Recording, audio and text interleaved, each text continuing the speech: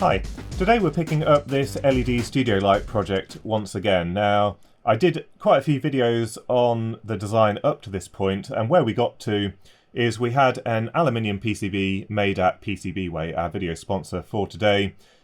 So this is an aluminium PCB, and this was really the only way we were able to get the heat out of these two very high power LEDs. So what we've got here is two Cree XHP70B LEDs, and the design is for around 60 watts electrical power into these LEDs. So we did try it with an FR4 board with thermal vias, but we just weren't able to get that heat out, and in one of the tests the LEDs started to desolder from the board. So this design seemed to work quite well.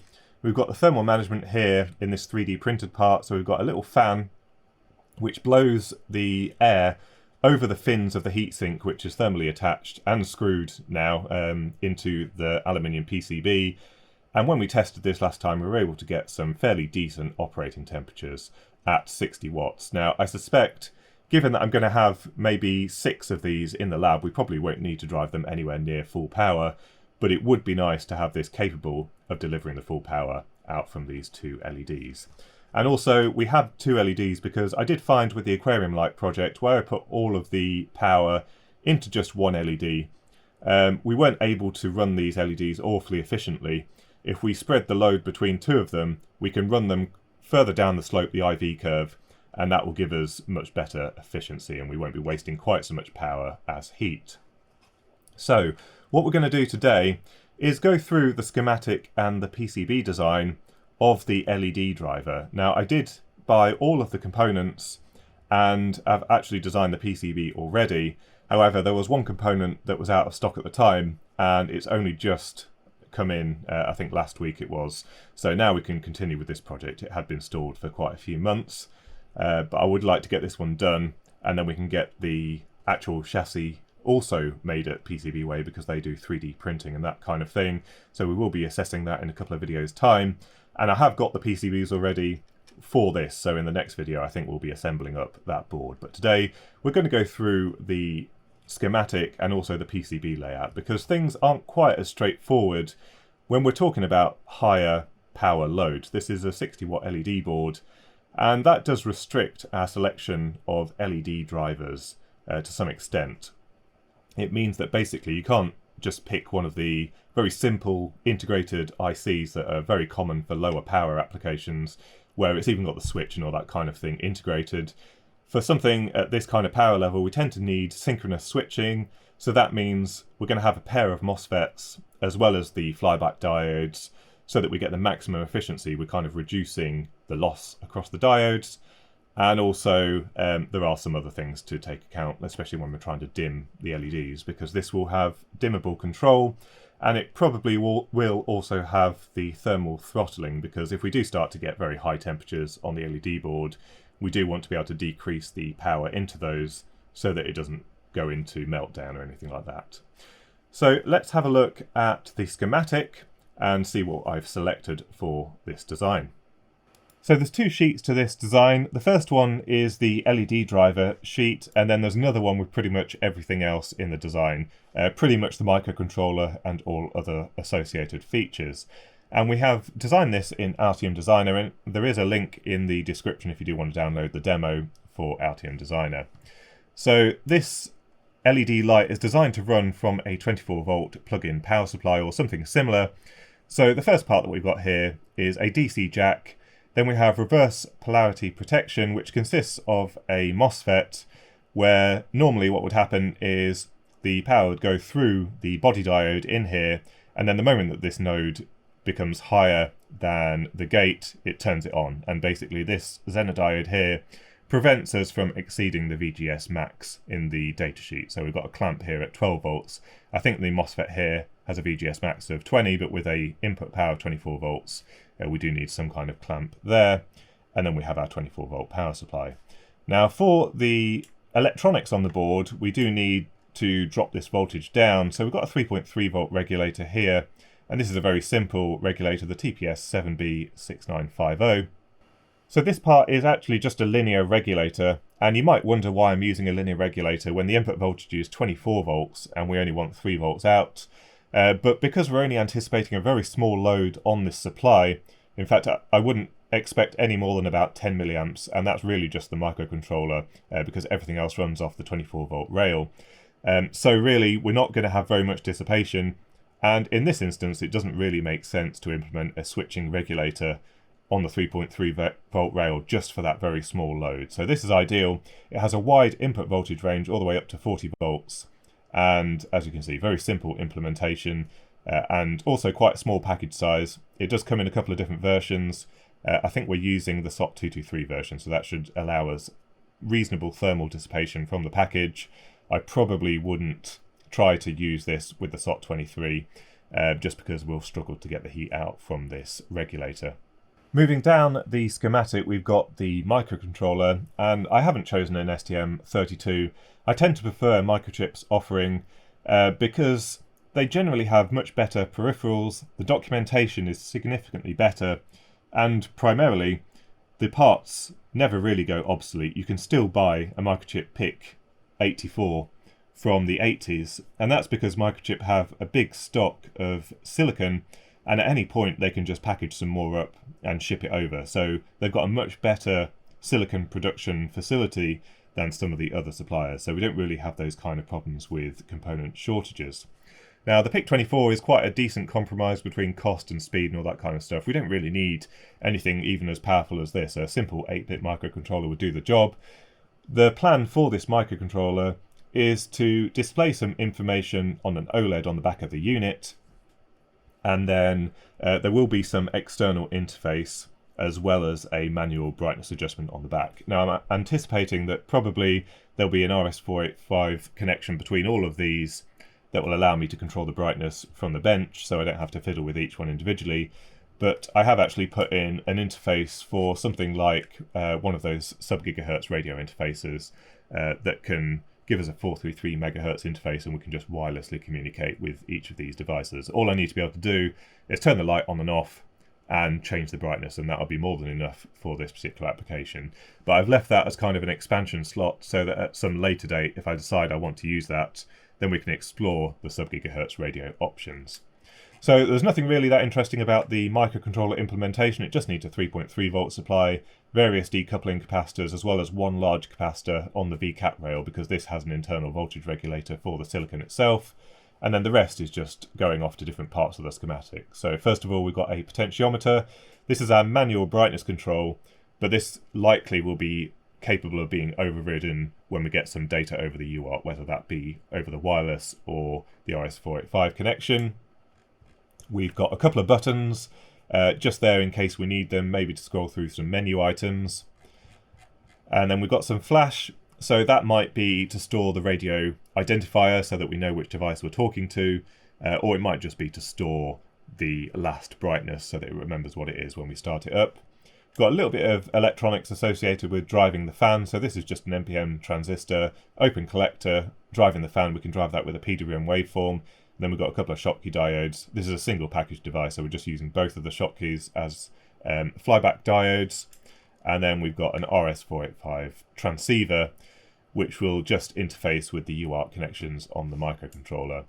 And then we have on the LED board a temperature sensor, a Microchip 1047A, which is just a voltage output temperature to voltage converter, and this is just the interface to that with a low pass filter, and then it goes into one of the ADCs on the microcontroller. And then finally we've got the OLED interface, which is just an I2C interface. So that's it for the controller, so nothing too special on here. I've tried my best not to over-engineer this section, so let's have a look at the drivers part of the schematic. The LED driver, as you can see, is a little bit more complicated than the more basic LED drivers, and that's because this is a synchronous LED driver with some additional features as well. So one of the things that I wanted to do with this light, just for curiosity purposes mainly, is to be able to measure the power into the LEDs. So on the right hand side, what we have is the connection to the LEDs themselves, and we've got this node on the anode here, which is basically just a voltage divider with a small capacitor, and that allows us to read the voltage at the LED anode. And then we've got some current shunt sense resistors basically, which are used by the LED driver itself to drive the LEDs in constant current. And we're also using that node and amplifying it with this current sense amplifier with an input of 40 millivolts per amp. And basically we feed that into our microcontroller. I've done some calculations here. And by having the LED current and also the LED voltage, we can then work out how much power is being delivered to the LEDs, and that will likely be displayed on the OLED itself. Now, moving along this schematic a little bit more, here you can see the synchronous part of the LED driver. So what we have is a couple of MOSFETs with the inductor in between. And if you can imagine a normal buck regulator, what you'd have is a switch, and then you'd have the inductor, and there'll be just a diode here at the bottom, and then that would feed into our bulk capacitor, which then feeds into our LEDs. So the topology is pretty much the same, but what we've done is replaced that bottom diode with another MOSFET. So what will happen is, initially, we will have current going through this MOSFET, and that will start charging up, storing energy in this inductor. It will start increasing the voltage on this node here. And then once we reach the threshold, which indicates that enough current is going through the LEDs, it will get turned off. And normally at this point, this is where just our diode here would start conducting, and we get that current through the inductor, through the capacitors and the LEDs, and back up through here, so we get circulating currents. However, at 60 watts, we're actually dissipating quite a lot of power in that diode. So what this controller does is, initially after the body diode starts conducting, it turns on this MOSFET, and that basically decreases our losses to just the RDS on of that MOSFET. So very similar to those active bridge rectifier ICs that we investigated last year. This should really improve the efficiency, and we should be able to get close to 90% efficiency, maybe even more, and we will try and measure this on the PCB when we actually build this up. Now, some of you may have noticed this rogue looking MOSFET over here, which is actually shorting out the LEDs. So let's have a look at what that's doing, and in fact I think we'll look at the datasheet to explain it a bit clearer. So there's two ways in which this LED driver can do the LED dimming. The first is the more traditional way, which is basically feeding into the shutdown pin on the LED driver. So we feed in a PWM waveform into this UDIM pin, and the whole time that the waveform is logic high, it shuts down the logic, and basically the entire chip just shuts down, so the LED turns off. However, the problem with that is that basically you lose all of your inductor current. The whole thing actually shuts down, and it takes some time for it to go back into steady state when you have your system back enabled. And what you'll often see in some LED driver datasheets is a maximum frequency for your incoming PWM waveform. It might be something like 1 kilohertz, even though the chip itself is doing the LED driver at many hundred kilohertz, possibly even higher than that. And that's because there is some time associated with just getting the system back into steady state. So this TPS 92641 also has what's called shunt dimming. So there's some electronics here which synchronizes the PWM waveform with the internal logic. And here we have in red, the PWM waveform that you feed in. And basically what happens is it's all synchronized, and it shunts the current across those LEDs. So basically the system carries on running. The actual LED driver itself never shuts down, so we're still seeing the inductor current up at what it should be, and we're seeing these switching on and off, but instead of going through the LEDs, it's just going through this MOSFET instead. So using the shutdown pin, you can see it takes us quite a bit of time for the LED current to ramp up to the standard LED current, and then our PWM waveform goes low, and it takes some time for the LED current to drop down to 0. And then again, it takes some time for the LED current to ramp up on the positive going edge of the PWM waveform. And depending on the duty cycle, we might start seeing these lines overlap, and that gives us non-linear dimming. Whereas using the shunt method, because we've always got the system running, we've always got current going through the inductor, the moment that we turn off the MOSFET that's shunting the current across the LEDs turn on immediately, and we see them running at the correct current at this point. So this allows for much more precision dimming, and we can actually have a much higher resolution with our LED dimming. On the left-hand side of the schematic, we've got quite a few passive components, possibly more than you're expecting.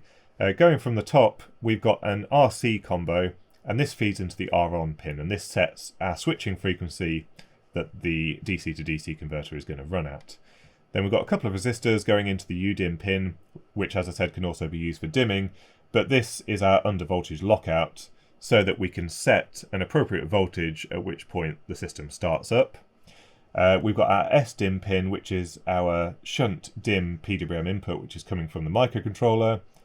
Then we've got a couple of resistors here from the VREF pin to ground, and the divider point here feeds into I adjust, and this is our current setting resistor pair with a capacitor across it, because this is a VREF pin. This actually has a little internal shunt regulator, so our capacitor here is making sure that that is smooth, and then we have a current setting resistor network here. And in combination with the shunt resistors on this side of the schematic, that sets what current we're going to drive these LEDs at. And then finally we've got a compensation capacitor for the control loop to make sure it remains stable. Now let's take a look at the PCB layout. And Altium is quite nice in terms of being able to view things in 3D, so you can make sure that you've not made any glaring mistakes with your components, and you know they're not overlapping and that kind of thing. So this is the side that's going to face the back of the unit, and we'll be able to see the OLED that is going to be mounted on this point here. We've got a couple of buttons so we can go through menu items if we get that far in the design. We've got the manual brightness control here, and then we have some components which are basically supplementary to the parts that are on the other side of the board. On the other side of the PCB is where the majority of the components are. So we've got the DC jack on the left hand side here. The reverse polarity protection MOSFET was actually on the other side of the board just here, Q4. And then we've got the MOSFETs for the LED drive just here. So Q1 and Q2 very, very close together, right next to the inductor. And we'll have a closer look at the layout itself in a minute, because the layout on this is quite critical because we've got such high currents flowing around this PCB. We've got our big ceramic capacitors into the LED driver as close as they can be to the package. And similarly, we've got the shunt resistors here as close as they can be to the circuit ground of that LED driver.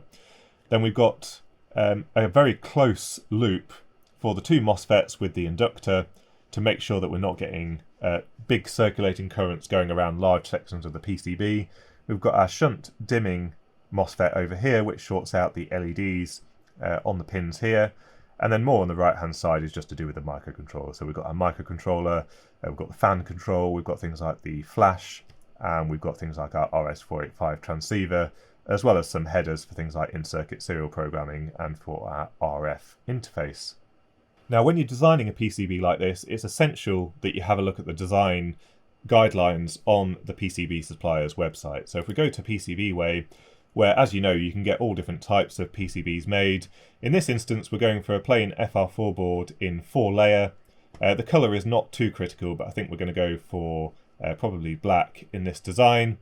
And you've got all of your various surface finishes and the finished copper thickness, depending on how much current we want going through those tracers. But more importantly, you need to have a look at the capabilities. So if you go to the product and capabilities section, you can see what they actually support. And it's pretty important that you do this. First of all, although things like the minimum hole size are specified right down to 0.15 millimeters, you do need to consider whether that comes with an associated cost. And if you start playing around with this screen here when you're designing your board, you'll be able to work out whether you're designing something that's extremely expensive to get made. Because once you go down to tiny hole sizes like 0.15 millimeters, you may see the price of your PCB jump up massively, whereas if you plan for this at the start, you can make sure that you pick the right size tracers and the right size holes to keep your board a little bit more economical, because when they start doing these higher tolerance to PCBs, it means they often have to do a special production run just for your board, which tends to cost more money. So it's absolutely important that you go through all of the sections in the products and capabilities section and make sure that you're not designing something that can't actually be made by the PCB supplier in your design. Now, as I mentioned earlier, the PCB layout on this design is a little bit more critical than a basic LED driver. We've got quite high currents. At 60 watts, I think we're driving about 4.8 amps through these LEDs. And what we don't want is a layout where we've got some random trace going off in a big circle to go and reach some other component all the way around the board, because that gives us horrible EMC problems. It basically turns it into a big antenna, and this whole PCB is going to behave quite badly. So I spent a lot of time optimizing this PCB layout to make sure that we don't have big circulating currents around the PCB. And one nice tool that I've been using in Altium for this particular application is the PDN Analyzer. And this allows us to look at the current density through all of the traces on the board to make sure that we don't have areas of the PCB where we're getting lots and lots of current through a very thin gap, which would cause us a high current density, and potentially that turns it into an antenna. So let's take a look at the PDN Analyzer. So PDN Analyzer is a plugin for Altium, and it allows you to model the voltage and the current distribution across the PCB. So when you launch the tool, it imports the netlist for the design. It also imports the PCB layout, and then what you do is you draw in this box the areas of interest on your design. So in particular, I wanted to know what the current distribution looks like around our LED driver and around our supply rails. So we've got our 24 volts coming in, and then we've got the series impedance here, which is basically RDS on. So this is our reverse polarity protection MOSFET. So we put Q4 in there, and that gives us our 24 volts for the rest of the PCB. We've got a 3.3 volt regulator, so our 24 volts gets stepped down to 3.3. You can add in loads, and that they can either be static loads or adjustable loads. In this case, I've just modelled the worst case, so 100 milliamps on the 24 volt rail for the fan, and 50 milliamps on the 3.3 volt rail for the microcontroller and everything else. And then we've got our LED driver, which is of particular importance on this design. So that same 24 volt NIT is just here. Then we've got our switching elements, Q1 and Q2. We've got our inductor, which obviously has some losses in it. We've got our LEDs, so the load here on J1 and J2. And then we've got our current sense resistors. So if I move this box out of the way, at the moment it's currently set to look at the voltage distribution. So here's the top layer of the PCB looking at the voltage distribution across the PCB, and most of it's at 24 volts or it's undefined. So bear in mind that I haven't modelled the entire PCB, I haven't drawn every node in that simple diagram. So some of these are showing up as 24 volts when actually they're not. But what this allows us to quickly do is see if we have some very high voltage nodes entering close to the low voltage nodes. For example, if this was a mains PCB and we suddenly saw a red trace creeping into the blue areas, we might have inadvertently placed a trace in the wrong place, and this quickly allows us to take a look and reevaluate the creepage and clearance distances around those. But I think more importantly for this design is the current density plots. So if we take a look at the datasheet once again, the areas that we're particularly interested in is keeping the loops really tight and low impedance around these transistors, through the inductor and through the LEDs and the current sense resistors back up to V in. So we want to keep that loop nice and tight, and this is what we've tried to achieve here. Now also bear in mind this is a percentage scale, and it doesn't mean when it's all the way at red, it doesn't mean that the trace is being overloaded, it just means that's the highest current density on the entire PCB. So for example, there's a trace here that's possibly a little bit thin, and that's why we've got the deep red here. All around the logic areas, we're seeing sort of green going into blue, which is 9%, going down to about 5%. So really no issues around this area here. But this is where we're starting to see some of the higher current density on the trace between the two switching transistors, for example. Also on this node that goes from the inductor down to the pins where the LEDs are attached. But as you can see, generally speaking, there's no real pinch points. This is probably the worst one here, and there's not really a lot I can do about it. This is a pad for the MOSFET, another pad for the MOSFET, and then a pad for the large tab on the MOSFET. So there's not really any way that I can increase the size of this trace. And doing the calculations, that trace is actually wide enough to carry that amount of current. But this highlights the areas that you might want to pay attention to.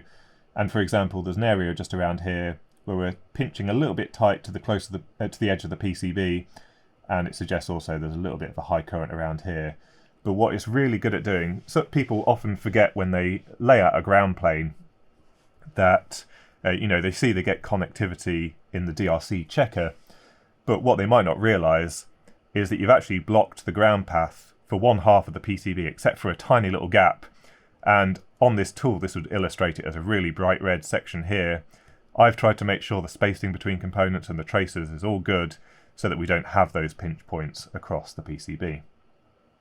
So I've uploaded the design to PCB Way, and it's coming out at $51 delivered by DHL, which is pretty good.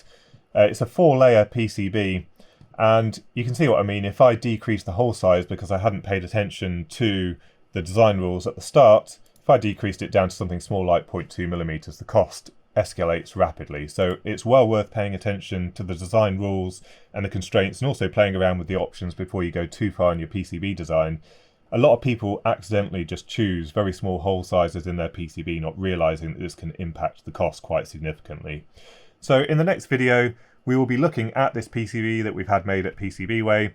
We'll be assembling it, and then we're going to have a look at the waveforms on that LED driver to make sure everything's working properly, and to see how that synchronous switching as well as the shunt brightness control actually works. So if you've got any thoughts or comments, don't forget to leave them in the comment section. And a big thank you to my Patreon supporters. Don't forget to visit PCB Way if you're thinking about getting some boards made. And until next time, thanks for watching.